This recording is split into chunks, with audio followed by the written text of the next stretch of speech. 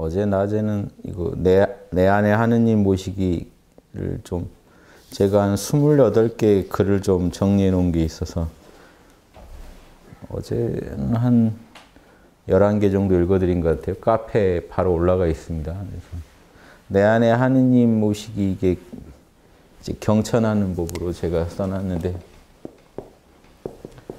지난 시간에도 말씀드렸는데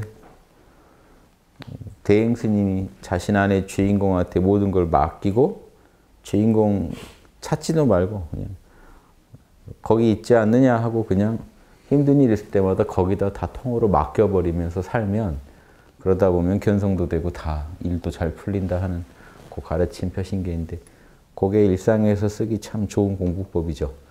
근데 이제 꼭 주인공 뭐 이런 게 어색한 분도 있죠. 그러면 기독교분은 아버지 하면 돼요. 예수님은 아버지하고 거기다 다 놓고 가신 거예요. 아버지하고 힘든 일도요. 생각, 감정, 오감이 힘든 거지 뭐 다른 게 힘든 거 아닙니다. 내가 힘들다는 건 생각, 감정, 오감으로 힘든 거니까 생각, 감정, 오감이 카르마로 인해서 힘들어진 거니까 죽겠다 할 때는 어디다 맡겨야 됩니까? 그거 나온 뿌리 자리인 하느님 자리, 아버지 자리한테 맡겨버린 아버지하고 모든 걸 맡기고 그 자리에서 다시 힘이 나오는데 그게 육바라밀로 나와요. 그 힘을 가지고 다시 카르마를 새롭게 경영해 나가는 요게 순간순간 찰나찰나 해야 되는 공부입니다.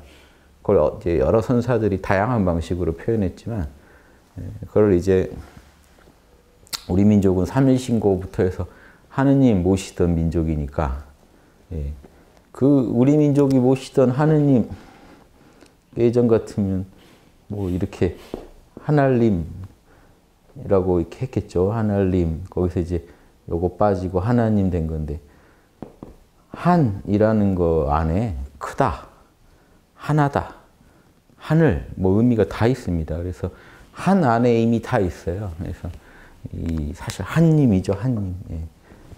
그래서 이 실제로 기독교 선교사들이 처음 우리나라 와서 하나님 이름 정할 때도 하나님 지금 완전히 다른 거지만 그때는 다 하나리예요. 하나래서 리을 빼고 하나님으로 가느냐, 좀 하나라는 느낌을 더 강조하느냐, 하늘이라는 것을 거기에서 이제 리을을 빼가지고 하느님 쪽으로 가느냐, 하늘 느낌으로 가느냐, 하늘의 주인이라는 느낌으로 가느냐, 하나라는 느낌으로 가느냐인데 여러분 잘 아시지만 요 안에는 크다, 하늘이다, 하나다. 모든 의미가 다 들어있죠. 우리말에서 온 겁니다. 우리말 예전에 하나님 부르던 거에서 온 거고 선교사들도 기독교가 일방적으로 한국말을 요즘 활용해서 하나라는 느낌을 주는 하나님을 만들어냈다 이렇게 가르치는데 그 당시 선교사들은 그렇게 생각 안 했어요. 하나님은 그때 왜냐하면 언더우드가 연대 가면 언더우드 그 양반 동상이 있는데 그 양반이 반대했다고요. 하나님을. 왜 반대했느냐. 여기 무속신앙의 최고 신 아니냐. 한국. 그러니까 독창적인 언어가 아니었다고 이미 다 알고 있었단 말이죠. 하나님 자체를. 하나님으로 본 거고 하늘님으로 본 거고 아무튼 우리 민족이 부르던 그 이름, 그 신이라고 본 거예요. 그래서 여기는 한국의 최고, 무속의 최고 신을 다신교 아니냐. 신이 많은 중에 제일 어른이니까 환인이라고 생각했죠. 환인. 삼국유사에. 그 신을 우리 신 이름으로 쓰겠냐 하니까 다른 선교사가 반박을 했죠. 삼국유사를 봐라. 환인이 하늘에 계시고 환웅이 내려오고 그 인간과 관계를 맺어서 환인 반신이 단군이 나왔지 않느냐. 성부, 성령, 성자랑 똑같지 않냐. 거기에 언더우드가 설득이 됩니다. 아, 그렇다. 여기 유일신 신앙이다. 다신교가 아니다. 그래서 우리 민족 신이 자기들 신이랑 똑같다고 인정해서 하나님이라고 언더우드까지 합의하면서 끝납니다. 문제가. 그래서 지금 하나님이라고 씁니다. 천주교랑 개신교랑 살짝 하나님으로 가느냐 하늘님으로 가느냐인데 한글 넣고 보면 예전에 아래야 한글 넣고 보면 다 하나에서 나온 거예요. 어디다 더 느낌 주느냐지. 그래서 그런 거 가지고 싸우는 거는 말도 아니고 하나님은 기독교는 하나를 말한 거다. 우리 민족 한자 하나 안에 다 들어있는 뜻이에요. 이 중에 어떤 뜻에서 강조했느냐고 분명히 선교사들은 새로 만든 이름이라고 생각 안 했습니다. 이 이름 쓰는 걸 거부했던 언더우드는 분명히 한국의 최고 신을 말한다고 정확히 알고 있어요. 그래서 그 당시 그 기록이 분명히 있기 때문에 보시면 우리는 그러면 하느님 부르건 하나님 부르건 상관이 없어요. 한울님, 천도교처럼 부르건 이 한의 의미가 있는 겁니다. 한의. 한울 해서 하나의 큰 울타리라는 의미로 쓸 수도 있고요. 한울. 한얼, 큰 얼이라고 할 수도 있고. 아무튼 한 안에 의미가 있는 거예요. 본질은 한이라는 말에. 그래서 우주를 다 해서 한울이라고 말할 수도 있고. 거기 제일 주인이니까 한울님. 또 우주의 한 분이라 가장 최고의 한 분이라 하나님 말할 수도 있고. 하여튼 뭐라고 하시건 아버지라고 하시건 하느님, 하나님 다 좋습니다. 주인공이라고 하시건 참나라고 하시건 내가 괴로울 때 내 괴로운 생각, 감정, 오감의 근원을 돌아볼 줄 아는 그 지혜와 그런 깨어있음이 있으셔야 문제를 풀 수 있다 하는 거죠. 불교로 말하면 거기가 비로자나 부처님 자리입니다. 법신불 자리예요. 온불교에서 일원상 법신불이라고 하죠. 법신불 자리. 그 자리를 내 안에서 늘 느끼면서 그 내 마음의 중심으로 거기를 삼으면서 살아가시면 돼요. 그 자리만 보고 계시라는 게 아니에요. 참나 처음 아신 분들은 이제 그 자리 놓칠까 봐 보고 있느라고 다른 걸 못 합니다. 대화라도 제대로 하겠어요? 그 자리를 봐야 되는데. 나의 본질을 보느라고 나의 작용에 소홀해져요. 그거는 이제 처음 공부하다가 그런 시간을 좀 갖는 건 좋습니다만 그게 공부의 본질은 아니고 공부는 늘 친하게 지내다 보면 이 자리가 어디 안 간다는 걸 알아요. 그래서 일 없을 때는 그 자리랑 같이 있고 뭔 일이 있으면 그 자리 붙잡고 있는 게 아니라 그 일에 집중해서 해결해 버립니다. 그 일에 집중해서 양심에 맞게. 참나 중심점 어디 가는 건 아니란 거 알잖아요. 내 양심에 자명한 거는 이 중심 자리에서 맞다고 한 거고 내 양심에 찜찜한 건 아니라고 한 거니까 그걸 따라서 일 처리를 하는데 더 집중합니다. 그러니까 아버지가 여기 계신다면 일 없으실 땐 여기 와서 아버지랑 같이 앉아 계시면 되고 일 생기면 아버지 떠나서 가서 문제 해결하는데 아버지 뜻대로 해결하면 아버지랑 함께 있는 거예요. 우리 어디 가는 것도 아니고 아버지가. 그래서 처음에 공부하실 때 이 소승대승에서 대승을 잘 이해 못 하시는 게 그거예요. 소승 공부에 빠지다 보면 이 참나나 열반을 떠나면 큰일 난 줄 알게 되거든요. 그러니까 현상계를 올바로 살아갈 수가 없습니다. 그래서 인도의 성자들도 가장 최고로 잘 사는 거를 뭔 일을 하는지는 중요치 않고 뭔 일을 하건 참나를 계속 느끼는 걸 최고로 칩니다. 대승에서는 그러면 공부 낙제예요. 저 24시간 동안 참나 안 놓쳤습니다. 네가 하는 일은 다 육바라밀에 어긋났다. 이렇게 나오면 끝나는 거예요. 참나 안 놓치느라고 지금 누구랑 대화하는지도 깨어서 못 알아채고 지금 대화 내용에서 디테일하게 지금 문제가 생겼는데도 못 알아채고 즉 생각, 감정, 오감에서 이게 양심에 맞는지 아닌지 알아차리다 보면요. 참나를 느끼는 그 힘은 당연히 약해지죠. 근데 그런다고 불안해지면 공부가 엉터리는. 그래도 흔들리지 않고 또 뭔 일 없으면 또 말짱하게 돌아와서 참나와 하나로 있을 수 있고 요거를 안팎으로 계속 닦아가시는 중에 보살도가 익어갑니다. 그래서 이 공부를 이해를 못 하시면 이게 소승 공부에서 못 빠져나와요. 그 말이 맞는 것 같거든요. 참나를 찾았으면 죽으나 사나 거기랑 함께 있는 게 맞지 다른 데 눈을 돌린다는 게 오히려 불경한 것 같고 공부 잘못하는 것 같고 요 함정에 사실 못 나와버리면요. 이 소승에서 대승으로 도약을 할 수가 없습니다. 그런 함정이 많아서 제가 좀 말씀드리는 거고 그래서 이 대승식으로 우리가 하나님 모시면서 우리 안에 참나를 모시면서 살아가는 방법을 한번 써본 건데요. 말씀드리면 12번요. 우주 창조 공식은 무에서 유가 나오고 무주 창조 공식은 텅 빈 자리에서 현상계가 나오죠. 유에서 만물로 나온다. 무에서 유가 나온다는 것은 텅 빈 데서 유는 여기서 만물의 근원을 말합니다. 태극을 말합니다. 무국에서 태극이 나오고 없는 데서 하나가 나오고 천부경이죠. 그 하나에서 만물이 다 나온다. 태극에서 만물이 나온다. 이걸 체험적으로 말씀드리면 바라보는 자도 나죠. 그런데 바라보는 자가 자신을 자신이 바라보는 상태가 있습니다. 여기 태극이에요. 여기 무에서 유 나온다는 게. 거기서 이제 나가 이제 나가 아닌 다른 대상들을 바라보면서 생각이나 감정이나 오감이나 그럼 이때의 나는 에고가 됩니다. 근데 내가 나를 바라볼 때는 에고도 없죠. 우주 전체가 나죠. 이때도 사실 에고가 없는 상태란 말이에요. 근데 그때도 순수한 내가 있고 순수한 내가 순수한 자신을 또 바라봅니다. 이 미묘한 이원성이 있는 상태가 있어요. 그래서 무에서 유가 나온다는 건 그겁니다.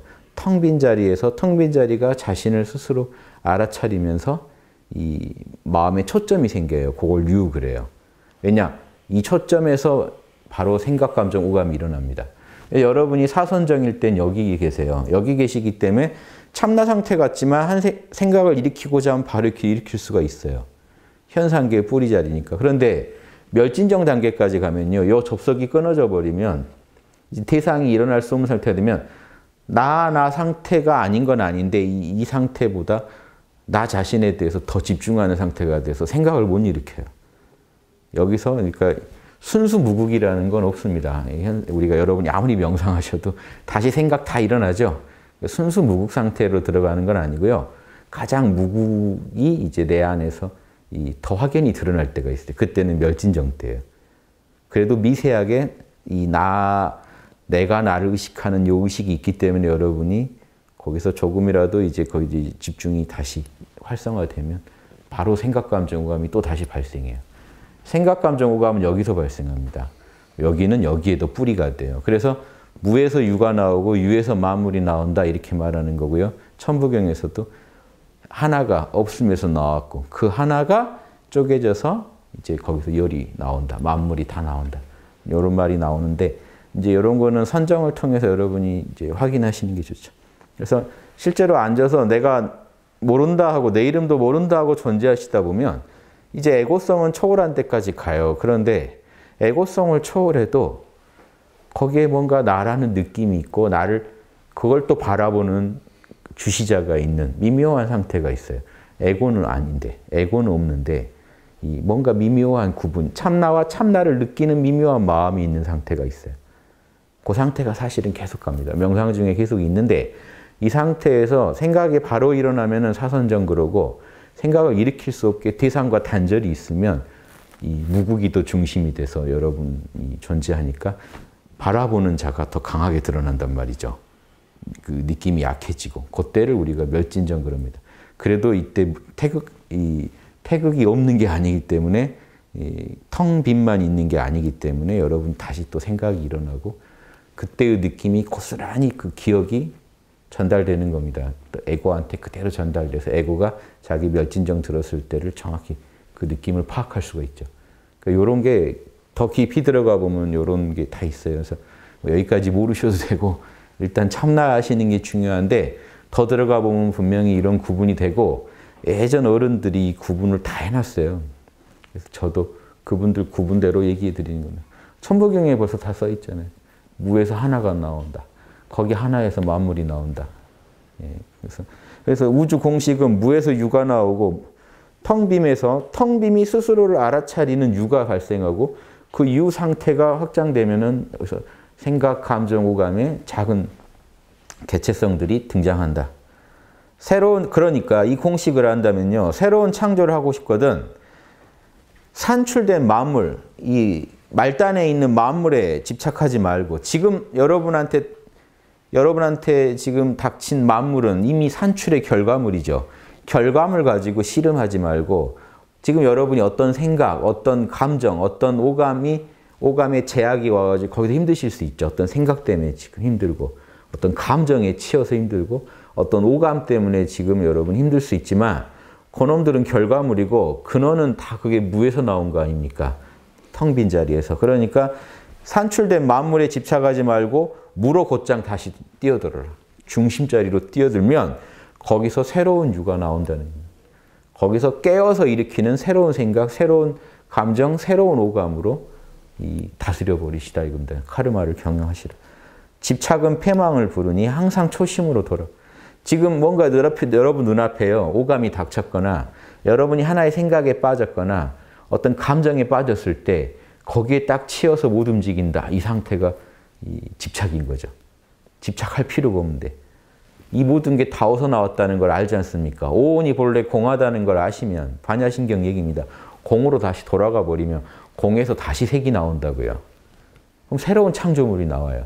아까랑은 다른 생각, 다른 감정, 다른 오감, 더 신선한 느낌으로 다시 현상계를 체험하게 됩니다.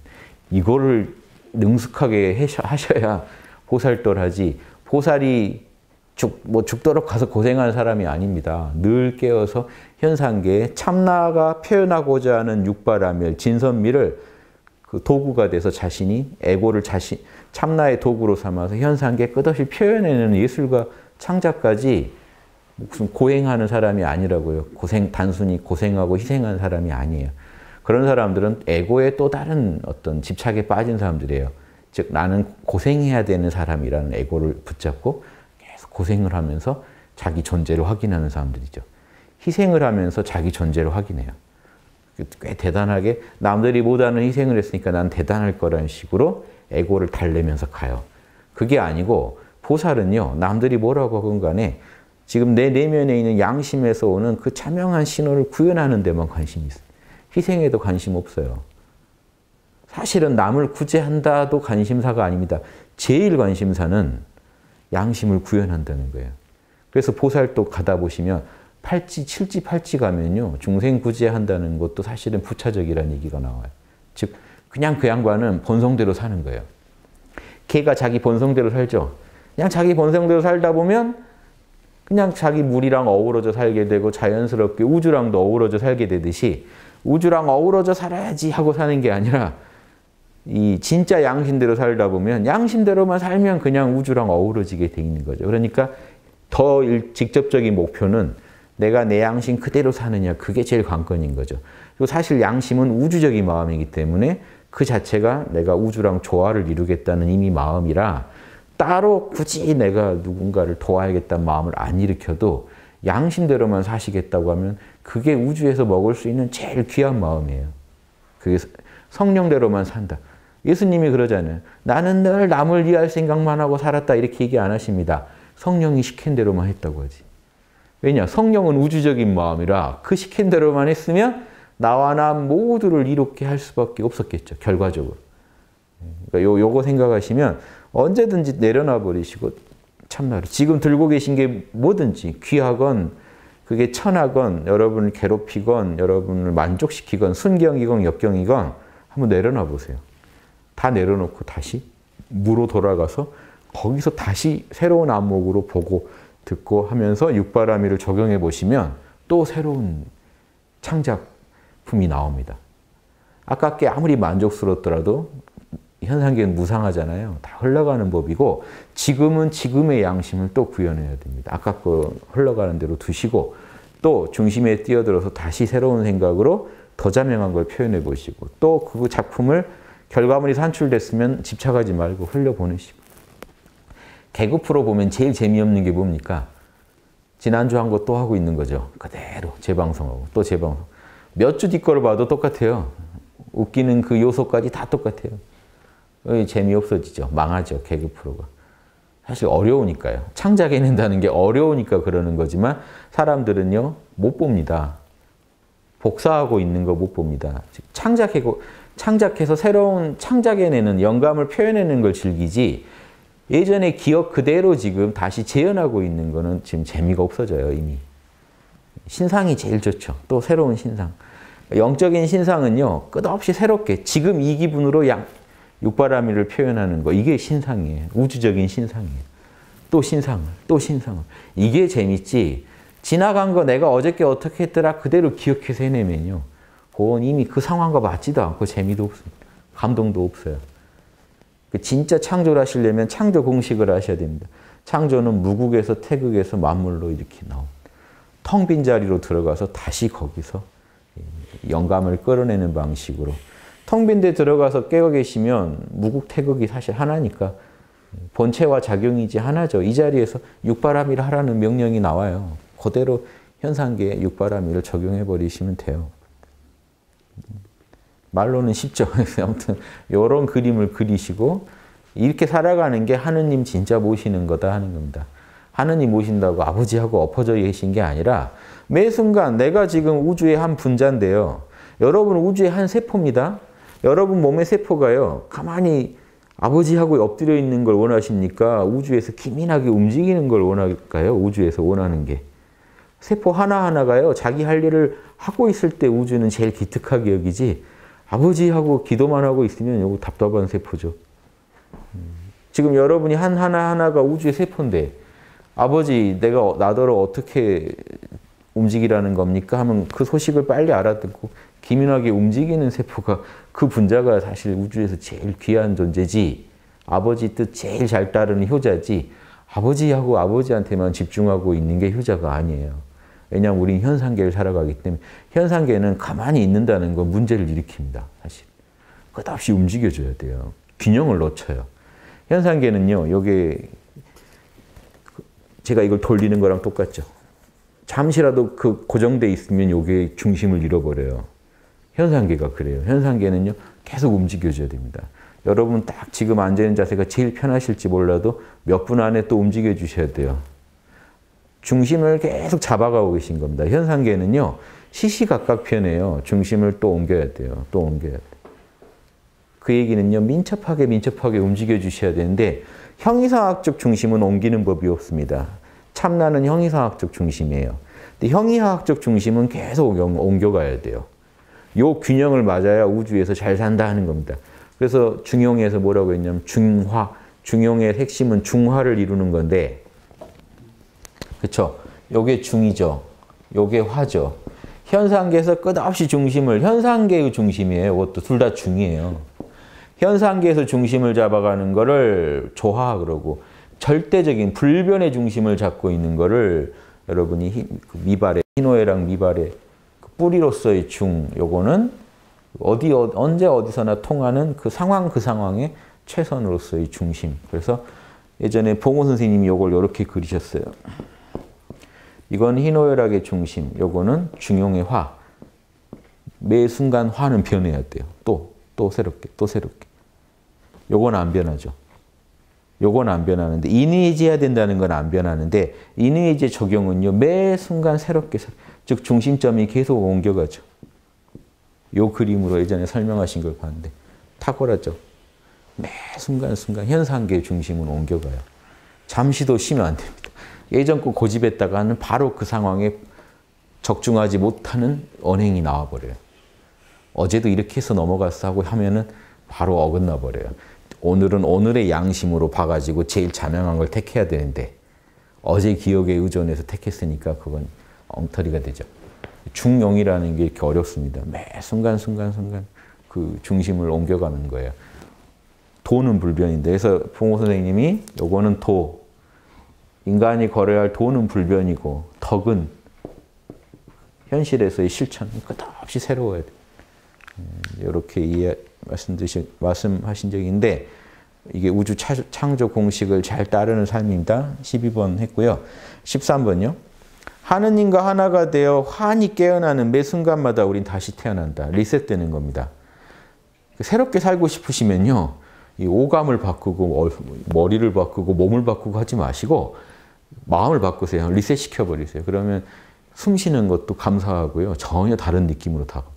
처음 태어났다고 느껴보세요. 지금 보는 것도 신기하고 맛보는 것도 신기하고 숨 쉬는 것도 신기하고 생각하고 울고 웃고 하는 게 다 신기하죠.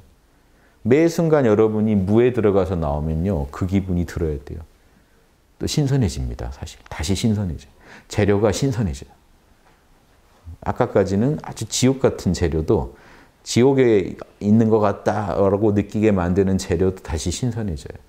그게 신기한 기적인데 그래서 우린 늘 매 순간 다시 태어나야 되고 묵은 업에서 초월하여 새로운 존재가 되게 됩니다. 다시 태어나게 되면. 아까까지는요. 그 과거의 업력으로 끌려가다 보면요. 죽겠죠. 카르마대로 끌려가고 있으니까. 그런데 보세요. 카르마대로 끌려가는 게 당연한 우리 삶이죠. 카르마가 우리를 끌고 가는 게. 그동안 해놓은 습관과 버릇대로 안 살 수가 있나요? 그런데 보세요. 그 끌려가는 그냥 현상계 입장에서 끌려가는 삶은요. 정말 재미가 없죠. 그런데 무에 들어가서 다시 나오면요.